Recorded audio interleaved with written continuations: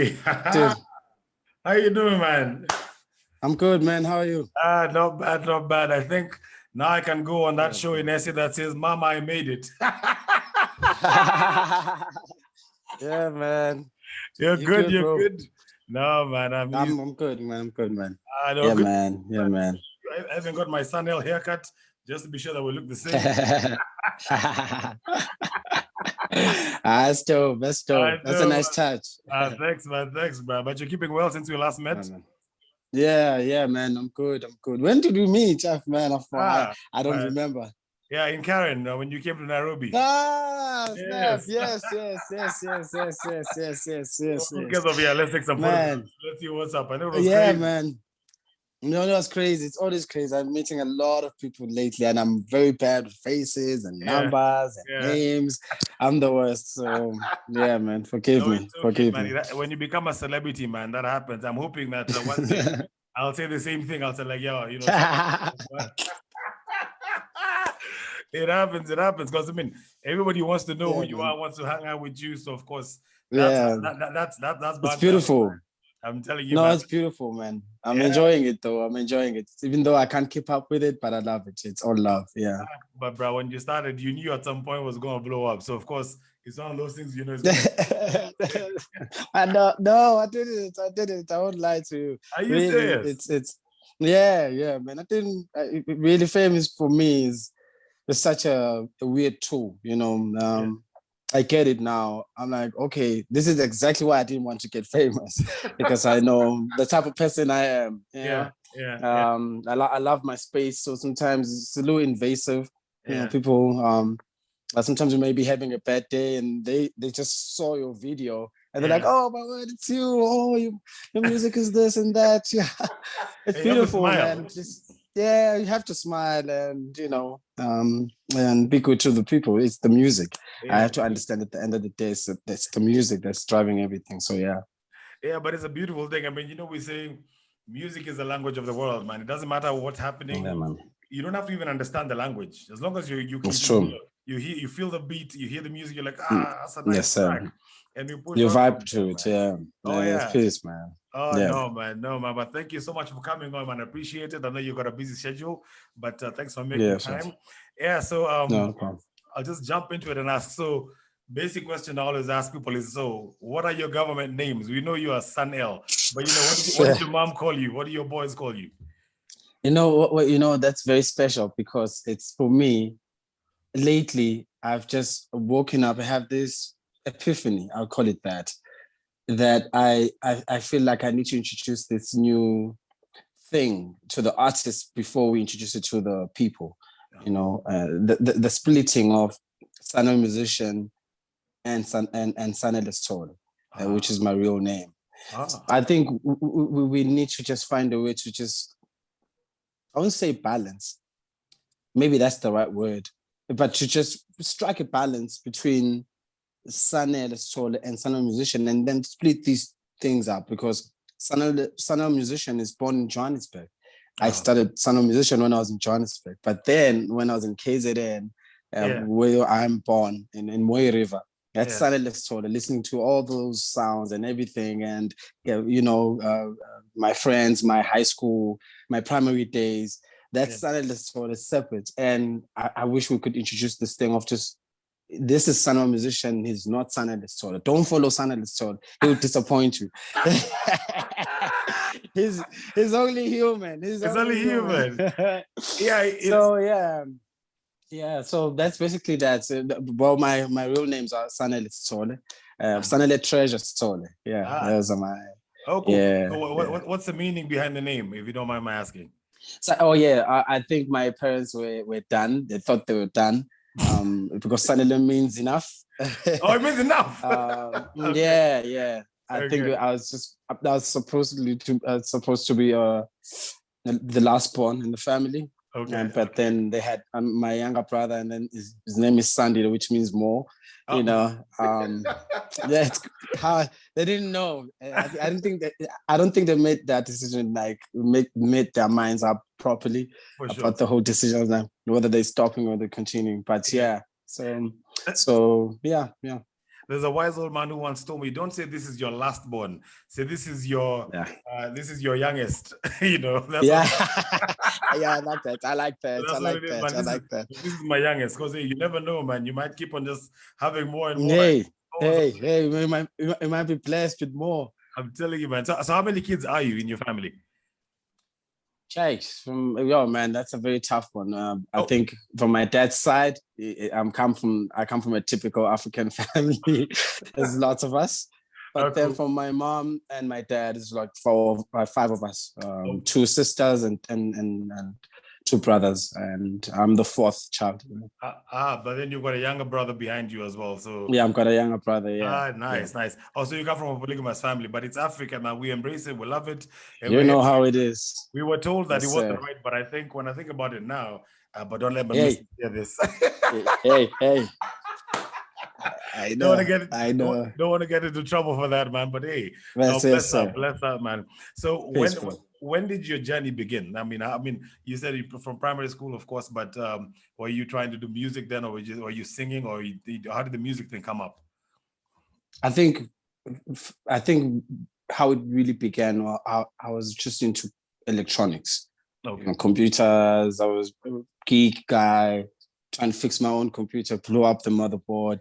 I was that guy trying to install stuff.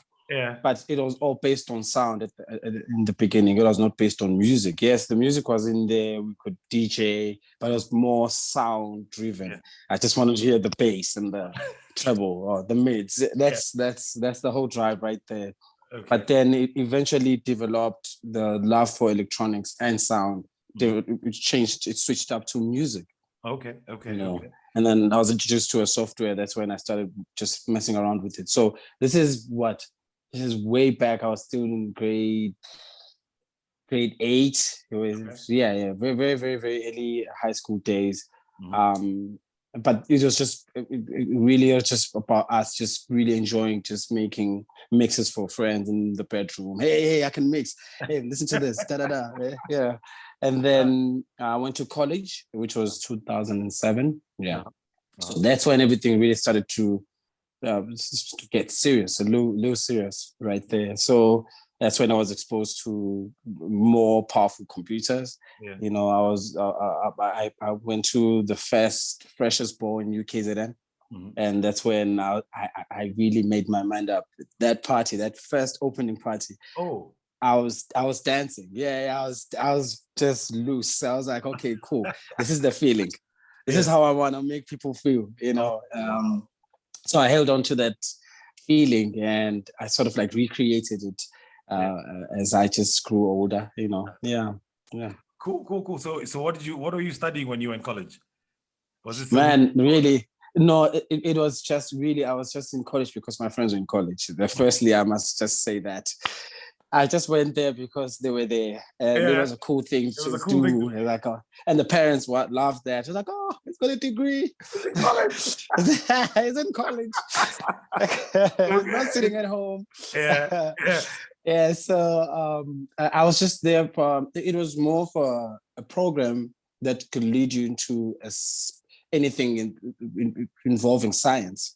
Oh, okay. At that time. So I just loved computers. I was into science. That's what I did in school, biology and all of that. Yeah. So that's where this whole thing was just, the whole thing started. So that's when I realized, I was like, hey, I don't want to be here. I want to make music. Yeah. So I had to convince my grandma. So it was tough, as you would know. You're gonna quit school and you're gonna come sit at home and make beats. Music. Oh no, not in my house. Where's the future in that? Exactly. Who do you know makes music? Who do you know who makes music and make a living out of it? Yeah. So they tried convincing me to turn it into a hobby. Yeah. But it was way, way, way too strong. It was way too. I just feel like it was too spiritual to be ignored. It really needed to be heard. So yeah, man. Oh, yeah, wow. It was calling. Yeah. I know, here back in the day, or even now, right now, because people are making music from making money from music, it's different. But back in the day, you tell your folks, I want to be a DJ, they're like, Because all the DJs can just say, you just want to go and smoke weed and do drugs. I'm like, no. But that was always the name. So even my sisters at some point were dating some DJs, but my folks were like, no. They're like, I hope this is just for fun, because it's gonna come from. Get yourself a lawyer, a banker, Yeah. Doctor. Yes. It's crazy, but it's always new. I understand. It's a shift in the whole system as well. So I understand why parents would sort of like resist, or try and push you into a certain thing that you need to become. But I think this is where I really encourage parents to allow their kids to dream, because you never know, that dream might fit the whole family. Oh yeah. No, but so far, man, I think it's been an amazing journey. I remember when you did Akanamali, and I've been listening to house music since '99 when I came to SA the first time, and basically people used to get upset because in my car the only thing you just hear is house beats. It's like, what's this? And then all of a sudden, Akanamali kicked in, and even before that, with Double HP, may rest in peace. We've DJ got, Cleo. All those guys, and we're like, hey, this thing is a movement. But now all of a sudden, everybody's like, I'm a piano. SA house. I'm like, you guys are late, man. We're listening to this stuff a long time ago. So much so to say. Evolution. In Kenya they're saying I'm a piano is killing Kenyan music. I'm like, no, man, music is music. It just adds on. It doesn't kill any music. Exactly. That's it's always strange, because I'm always around. I wouldn't call it, let me call it a wave. It's a wave. The first time when I launched Akanamali, I came in with the Qom wave. Yeah. So, and I had this very slow song, 106, and Qom is on 126. It's crazy. That was just mad. Technical people will understand this. DJs will understand. It's like, the difference is way too big. The difference is way too big. It's scary, because every time I came to a gig, everything was all up tempo, and then here I am.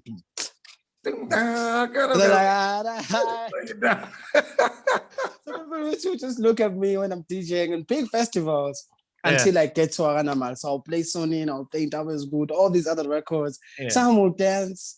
This sounds like a good song. Until I play Akanamali, I was like, there we go. Everybody loses it. Here's the record. But anyways, that's what's happening with the piano as well. It's really taking over. Everywhere I play again, it's either the DJ before me and the DJ after will be playing my piano. It's like I'm the break that's needed. From the whole vibe, I'm like, let me just play my stuff, and bye guys, you can continue. But let me ask you, you used to DJ before you even started producing, isn't it? So the shift from DJing to producing, I know you were making beats when you were younger, but now, of course, you needed to DJ, of course, to do your thing and make your money. How has that shift been from DJing to having your own production, and then further on, you're now mixing your own music? I think what I learned from that is to be more, because I can promise you one thing: every producer who dance, especially on house music. Let me just speak on behalf of the house guys. You've got this anxiety of playing your own records. It's not easy. You'd rather DJ other people's music into your sets. So what I learned from that whole process, because I was a DJ, I was playing other people's music before I made my own. So getting into it, it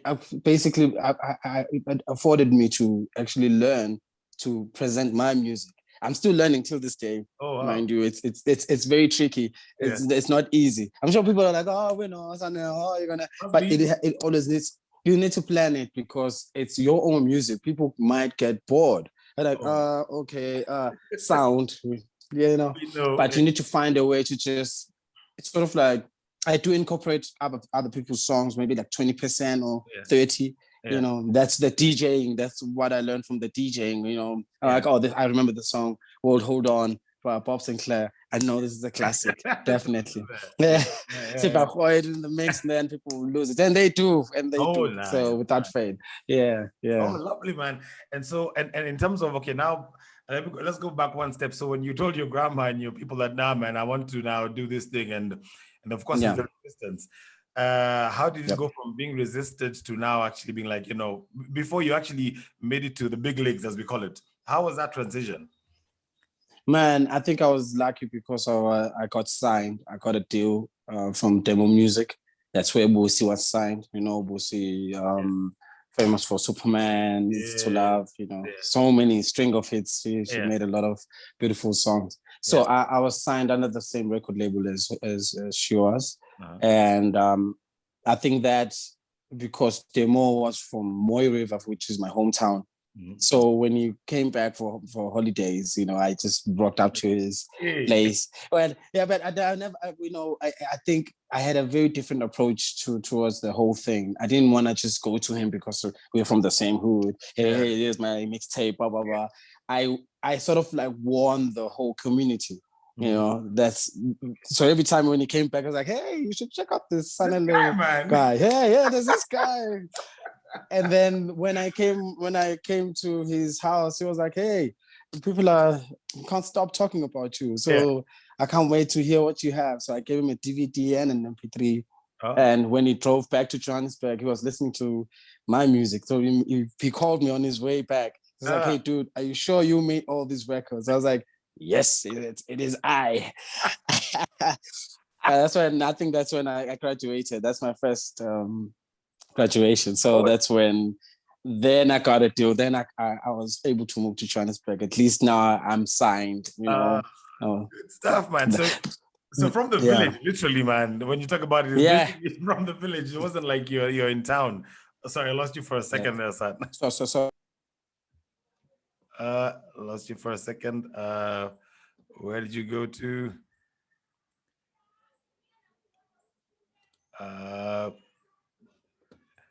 Hello.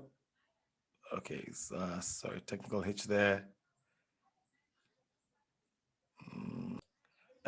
Sorry, man, we lost you there for a second. Sorry, bro. Sorry, bro. I think it's calls. Yeah, calls. I wish I could find a way to block calls when I'm on Zoom. Like, no, you go to airplane mode. Then now you can't receive calls. You only go online on Wi-Fi. So you go to hold Wi-Fi. up. Wait, hold on. Yes. Okay. So where do I go? Flight mode? Yeah, go flight mode, and then your Wi-Fi is on, so you can only then you're only online. You're not on. I got you. Perfect. Excellent. Now I know. I've learned something. Yes, telling you, man. I taught the great Sanel musician something. Yeah.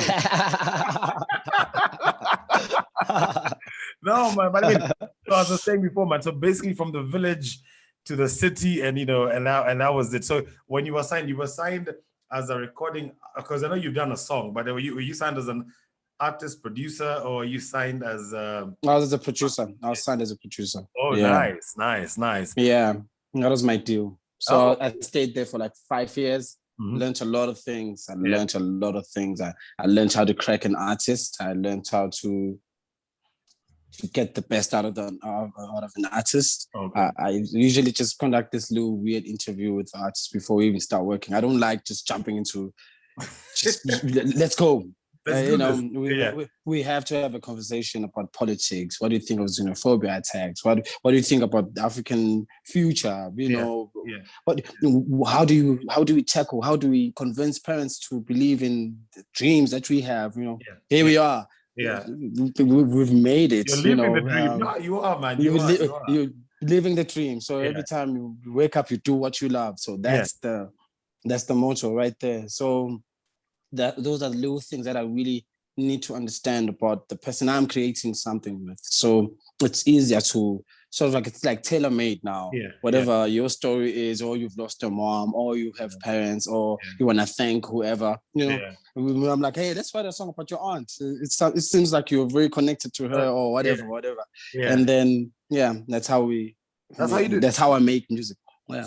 So if I go, that was actually my next question in terms of your music, the meaning, the soul behind the music. So you don't just pick up any artist. You have to actually go through a motion of connection and doing music, because most of your music is actually quite soulful. I mean, it's not just the music. Like, it's not a club banger. There's also No.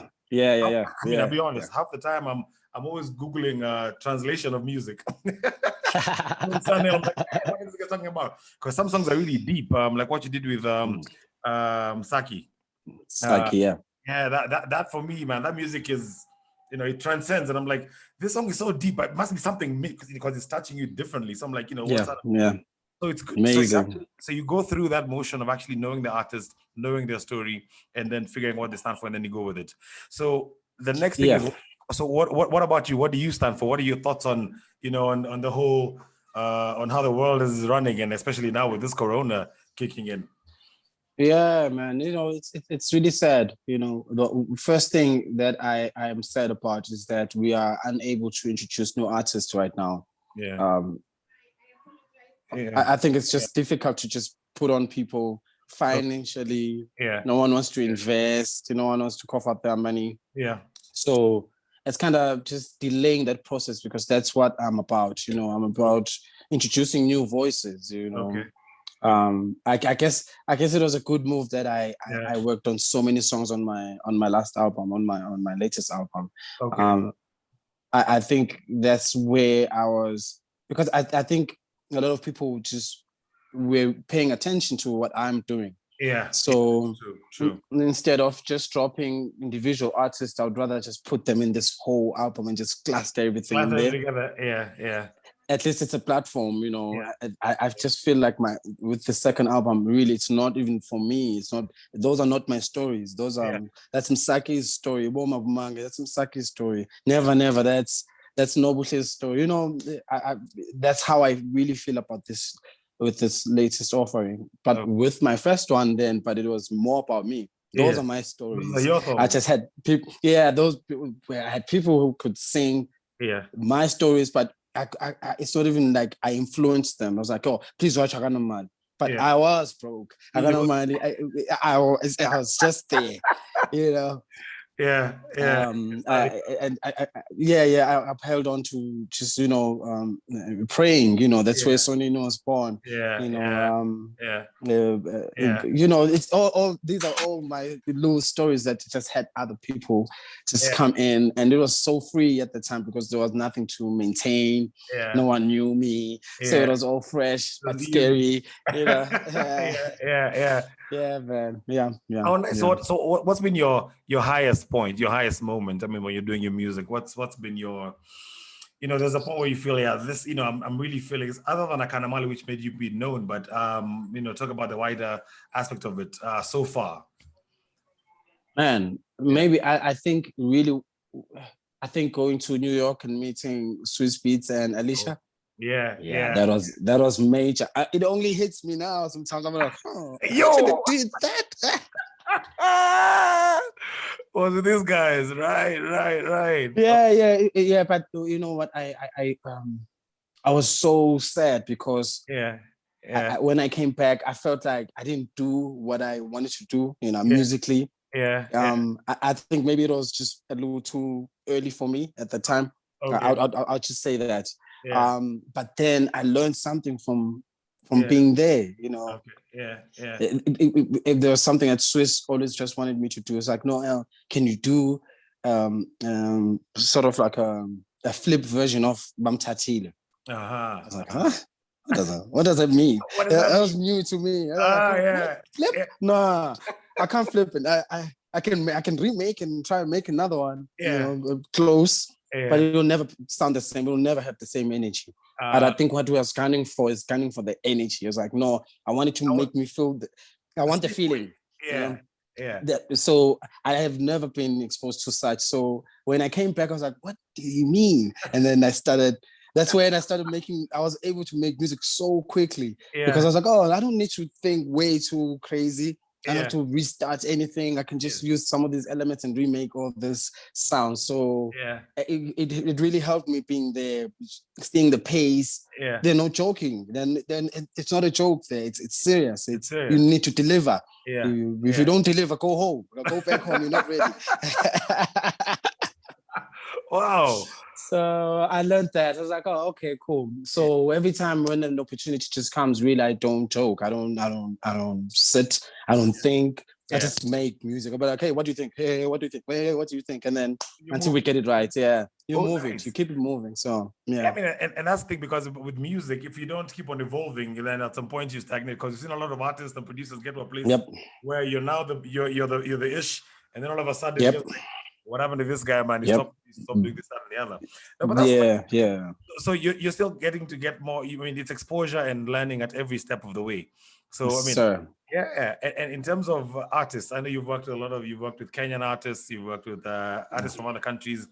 How do you? I mean, how do you feel about the flavor? I mean, is it changing? Do you feel like you have to make a Kenyan beat to suit them, or do you make them jump onto your beat? How do you blend it? Yeah, man, here's my theory, because I relate, because I understand how Johannesburg works. Gauteng, the province itself. So I now I understand that no one is from the city. Firstly, we're all from the countryside. We come to the city. We move into the city because of work, because of the infrastructure, the money. That's where everything moves. The meetings, So I realized that every time it's so tricky for me, because whenever I'm on radio and they interview me, it's like, who do you want to work with here in Kenya? And then they'll mention big artists. I'm like, no, it's not. I don't like that, but it works. It's quicker because they've got a following. They've built a following. But I always like really music from the countryside. It's written in a very local language, even.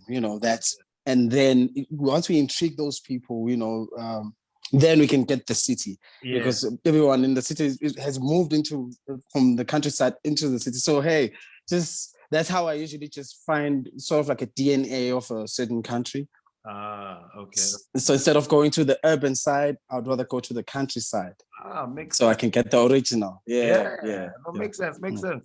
I mean, it's one of those things we're too, as Africans as well, we're very quick to ape what the Western world is doing. And yet we have we've got so much, so much culture and depth that we can actually use, which is beautiful, to actually, plug that into what we're doing.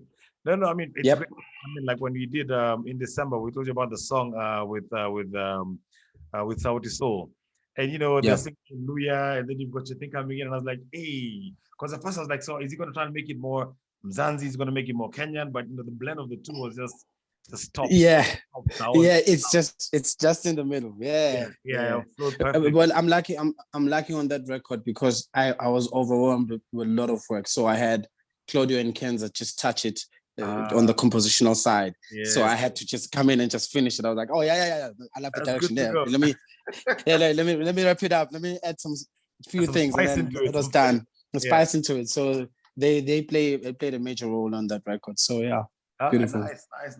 And the other thing is, because I mean, you're still growing, you're still doing your thing.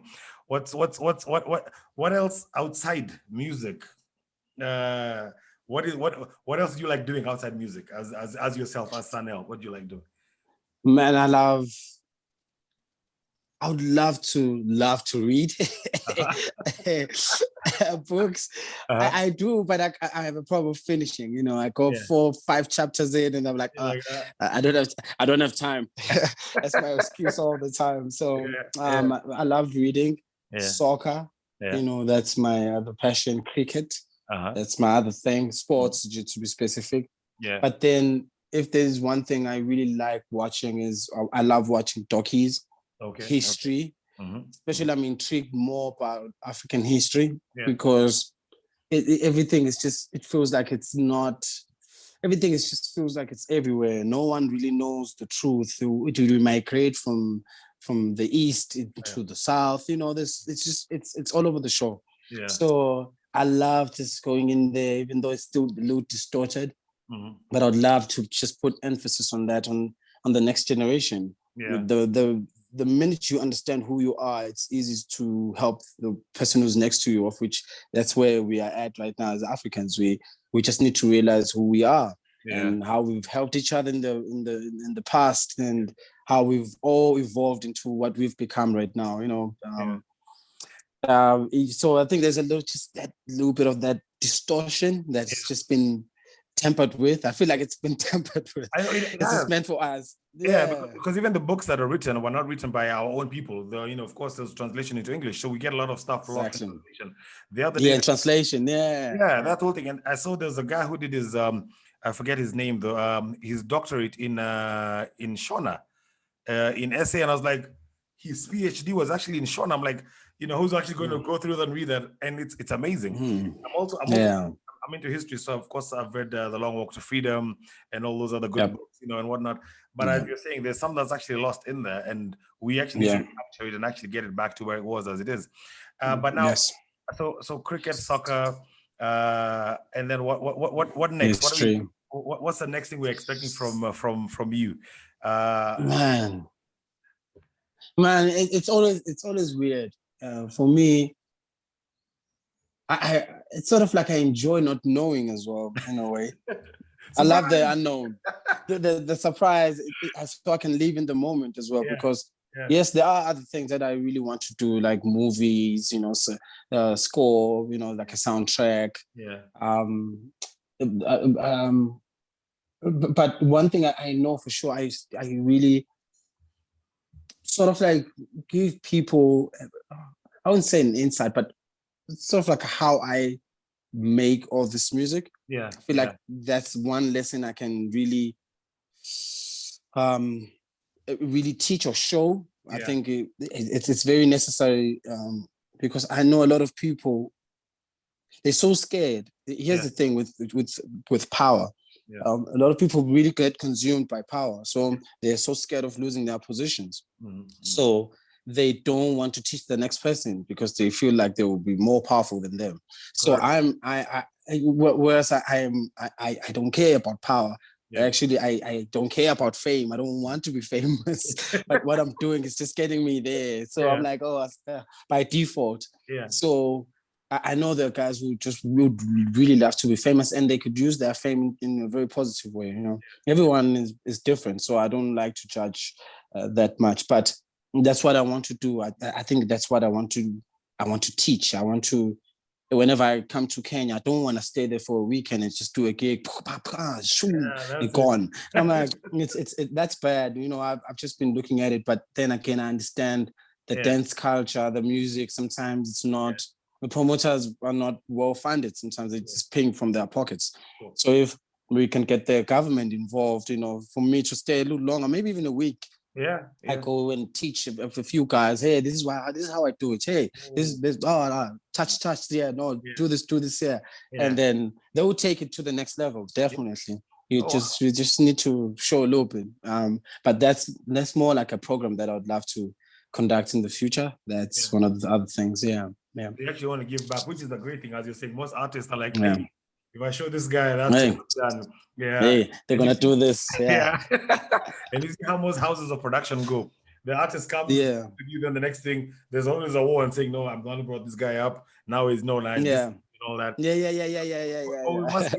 must get that mentality to just bring each other up and actually support each other, because at the end of the day, if everybody is up at the same level as you, man, everybody's happy. It's not about always being like, we're all good. Exactly. All good. It's a lot of pressure when you're out there alone, because everyone is just looking at you like, what is he doing? Oh, he's smoking, he's drinking. Do not be like this. Don't be. So I feel like there's less of the whole scrutiny and being looked at into. It's like, what is he doing? I've got a life, man. I live in a different space as well, like just like a normal person, But I guess being able to make music and change people's moods and Yeah. you know, it's sort of like some superpower. Yeah. So they always expect you to be like, oh, he's so horny. Yeah. He's naughty. He can't do anything wrong. Yeah, he can't do anything wrong. So yeah, that's where I'm at. Yeah. Okay, cool. And then there's one question which I know I need to ask because of the lady. So, are you married? Yeah. Are you married? No, I'm not, but I do have a girlfriend. Yeah. Good. Yeah. 10 points for Sanel. No, man, you know, there's things which people I mean, it's a life, but people always try and hide certain things. And I'm like, you know what, I'll ask him anyway, just in case, you know, it's one of those. No, but man, man. Yeah. No, I'm very private. I'll just keep it at that. Yeah. No family, what. Yeah. You know, no personal, no car, no house. Yeah. Because the moment you put too many things out there as well. Yeah, they're coming. The DMs are gonna be flooded. It's like, oh, you drive a Merc. Oh, you drive a G-Wagon. I'm telling you, man, with the fame comes problems, man. They say, you know, that thing was Spider-Man. Exactly. With great power, great responsibility. So exactly. Yes, sir. No, but I'm telling you, man, I think after this, I'll take a break for like a month from doing it. I made it. Thank you so much for having me, man. Yeah. No, really appreciate your music, appreciate what you're doing. Appreciate that you actually want to give back as well. And next time you're in town, let's see if we can have a drink together and just have an easy catch up, man. But thank you so much. The schedule is tight, and thank you for making it. Man. Much appreciated, man. Much appreciated. Oh, man. No, man. Thank you so much, guys. Yeah, I can't wait to come back home. Africa, but you know, you guys in SA used to say, yeah, you know, the rest of Africa, you know, in Africa, I'm like, no, South Africa is part of Africa, man. No, you're not gonna be one of those guys up here, you know. The rest of when I was in Africa, no, you are in Africa. You're African. Yeah, bro. But thank you so much for your time, man. Peace, bro. Man. Peace. All right, man. Cheers, bro. All right. Bye.